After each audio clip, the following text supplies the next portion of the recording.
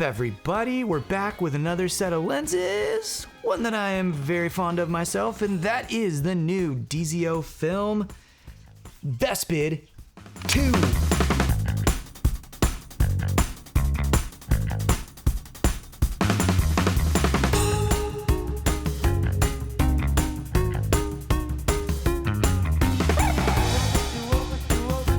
Now, with metadata.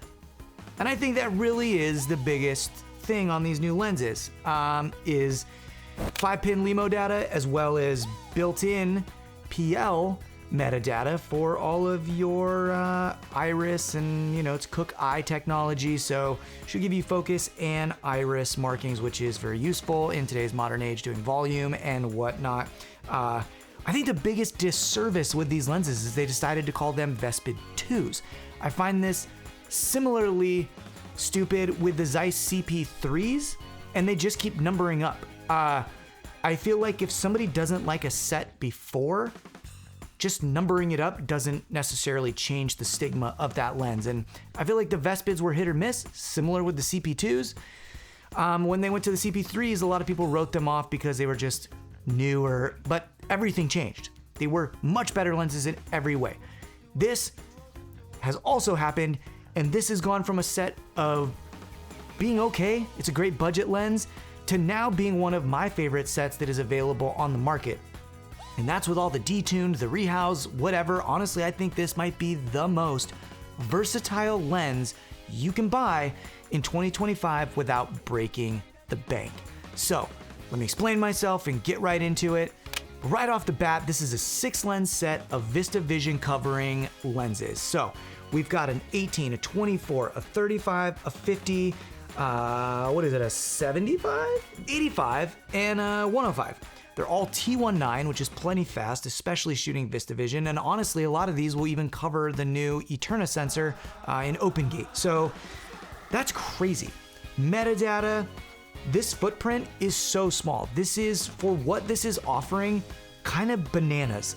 This really reminds me of the Athena size, but being able to cram metadata, really good performance, all of that into something this size is pretty remarkable, I'm gonna say. The only real drawback that I have to these, which is similar to the Athenas, is the PL has a slight bit of protrusion. Now, we can see this 100 here, kind of is prairie dogging a little bit, We got a long spot coming out here, and it's gonna be like that on quite a few of the lenses as you get towards infinity. And, while this helps with performance, it takes away from some of your capability to do things like run adapters with filters inside. If you're not running an internal filter, you're gonna be just fine.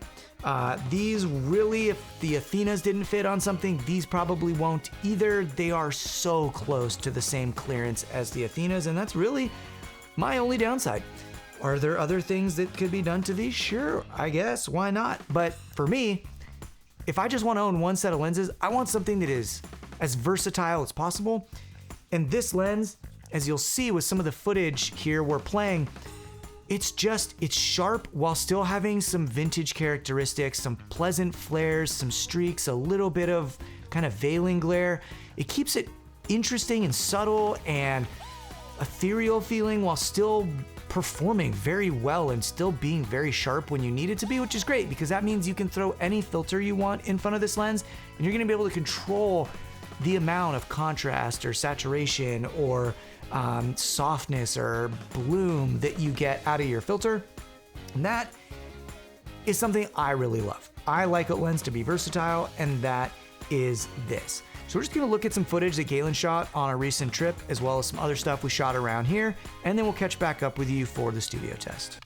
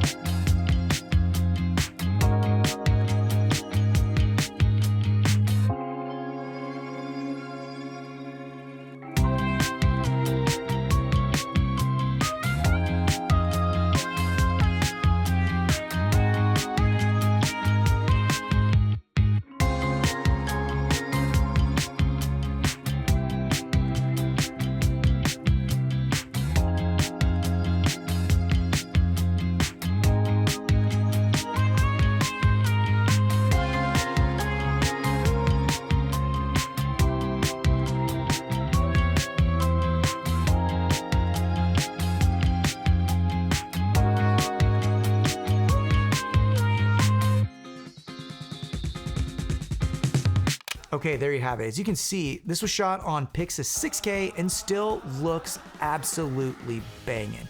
Now, I have nothing wrong with the Pixis 6K sensor at all. I think it looks phenomenal, and paired with these lenses, it is very hard to go wrong. So now we're just gonna jump into our normal studio testing shot on Raptor, and we'll run through all of these to kind of show you how they perform, wide open, closed, flares, blah, blah, blah. So let's jump into that right now.